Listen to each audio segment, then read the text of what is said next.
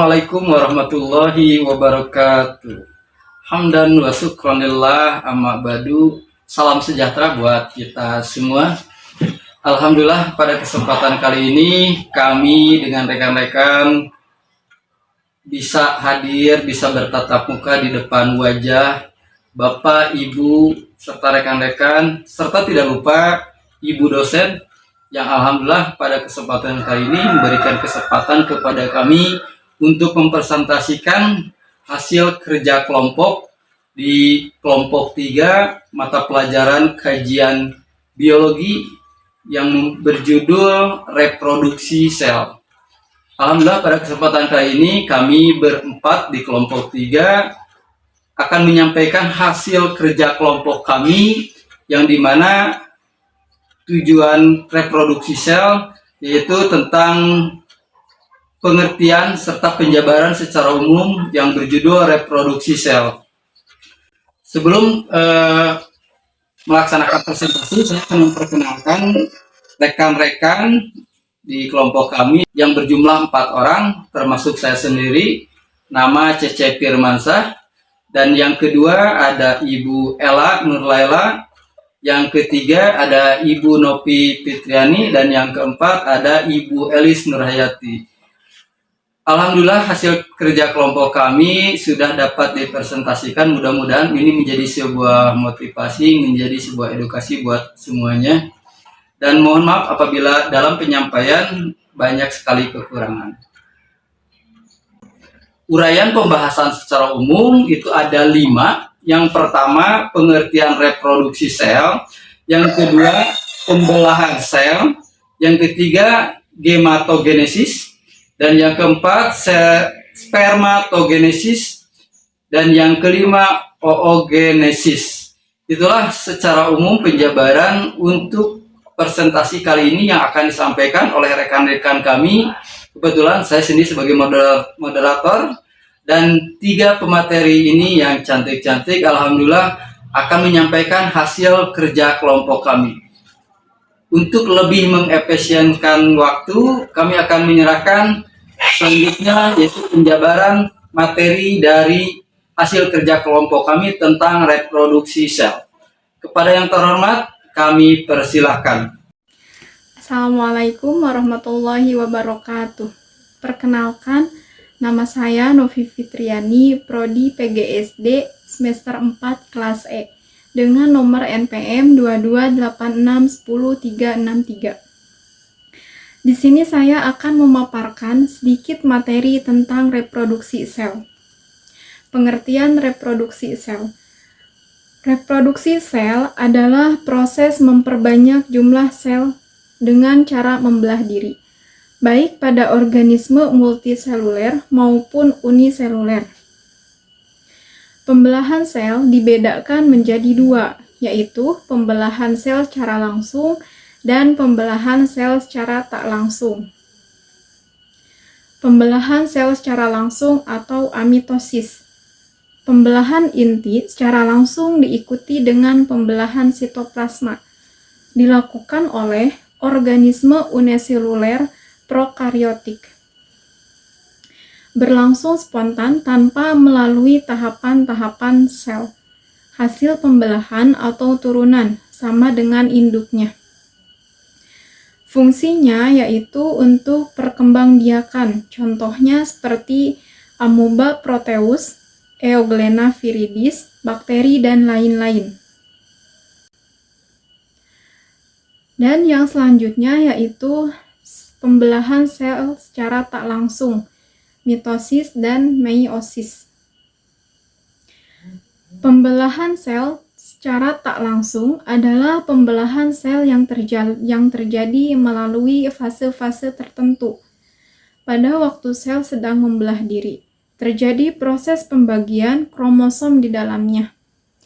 Tingkah laku kromosom selama sel membelah dibedakan menjadi fase-fase pembelahan sel. Pada dasarnya, pembelahan sel secara tak langsung dibedakan menjadi 2, yaitu pembelahan mitosis dan pembelahan meiosis.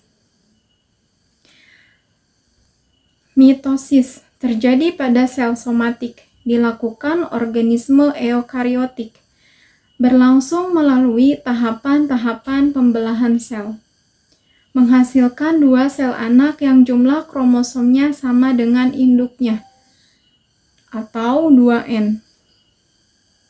Terjadi pada sel somatis, sel-sel tubuh.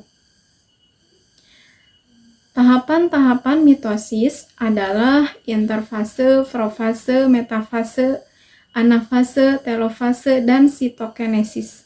Assalamualaikum warahmatullahi wabarakatuh. Terima kasih kepada Bu Nopi, saya akan lanjutkan materinya. Tahap-tahap propes, interpes, propes, transition, propes, prometapes. Yang pertama, metapes. Mikrotubulus meluas menuju setiap ujung yang berlawanan dan membentuk spindle whorl atau mitotic center. Pada sel hewan, setiap spindle whorl mengandung sepasang sentriol.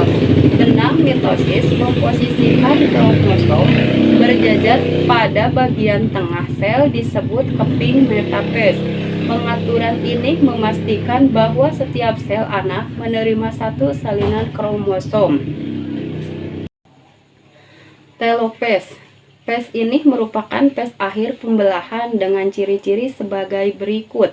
Benang-benang kromosom sudah berada di daerah kutub masing-masing yang semakin lama semakin menipis.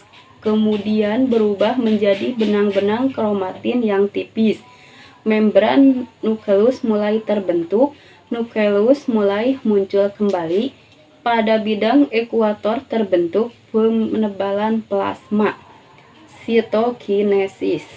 Proses sitokinesis sudah dimulai sejak tahap anapes, akhir dengan mulai terbentuknya cincin kontraktil di bawah membran plasma yang paralel terhadap keping metapes. Selanjutnya, cincin ini perlahan-lahan akan mengecil dan menyebabkan pelipatan membran plasma ke arah dalam hingga sel terbagi dua. Sitokinesis merupakan pembelahan sitoplasma.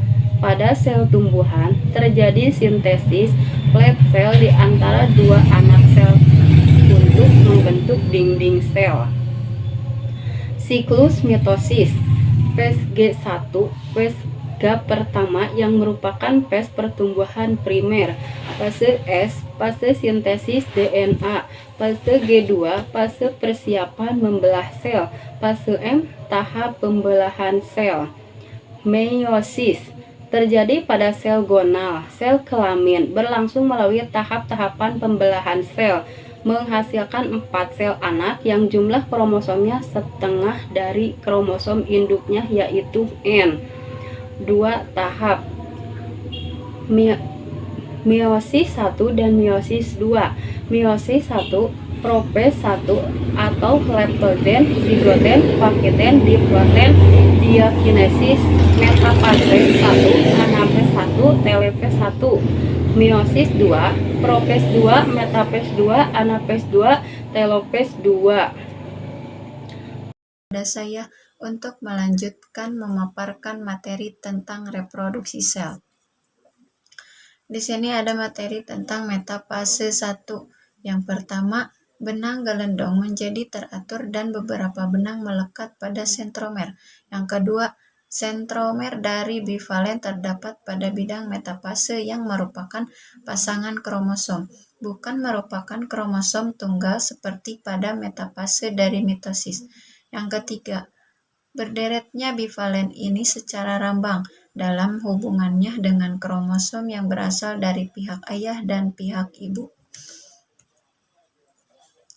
Selanjutnya ada metafase kedua. Dalam metafase 2 dari meiosis 23 pasang kromatin berkumpul di tengah sel sebelum pemisahan. Proses ini identik dengan metafase pada mitosis. Selanjutnya ada gametogenesis, merupakan proses terbentuknya gamet atau sel kelamin, baik gamet jantan maupun gamet betina, meliputi spermatogenesis dan oogenesis.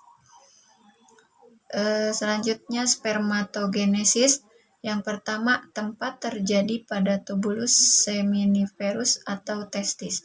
Yang kedua, menghasilkan 4 spermatozoa yang fungsional.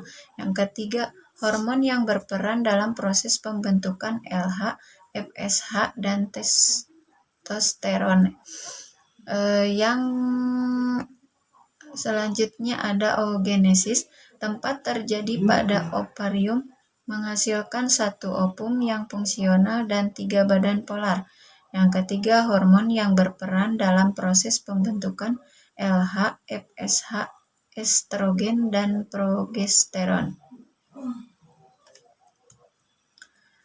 Selanjutnya ada mitosis dan meiosis. Yang pertama terjadi pada semua sel tubuh atau autosom yang sedang memperbanyak diri. Yang kedua, hanya terdapat 1 tahap pembelahan dalam 1 siklus pembelahan sel. Alhamdulillah, penjabaran atau penyampaian presentasi dari kelompok kami yaitu tentang reproduksi sel telah dijabarkan dan telah dijelaskan. Terima kasih atas waktu dan kesempatan, serta dari rekan-rekan tentang tanya jawab. Mudah-mudahan menjadi sebuah ilmu dan pengalaman baru, serta mohon maaf dari kami kalau banyak kekurangan dan keterbatasan, karena pada dasarnya kami juga sama sedang belajar. Serta tidak lupa kepada ibu dosen yang telah memfasilitasi kami dan telah memberikan tambahan-tambahan ilmu yang kami sampaikan, karena sejatinya yang kami sampaikan banyaklah kekurangan dan kesalahan. Terima kasih sekali lagi buat ibu dosen.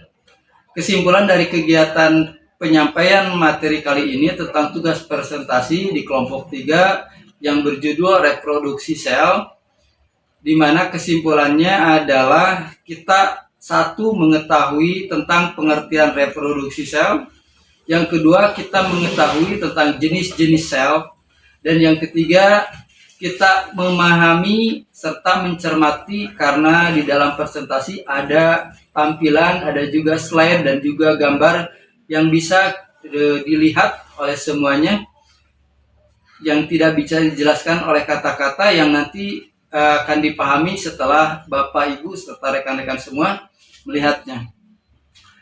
Sekilas kesimpulan dari presentasi kami, alhamdulillah sudah kami sampaikan semuanya. Sebelum mengakhiri, kami mohon maaf apabila dalam penyampaian di kelompok kami banyak kesalahan, kekurangan, serta kehilapan, karena sejatinya kami juga sama dengan rekan-rekan semua masih dalam tahap belajar. Mungkin hanya itu yang dapat kami sampaikan, kurang dan lebihnya mohon maaf.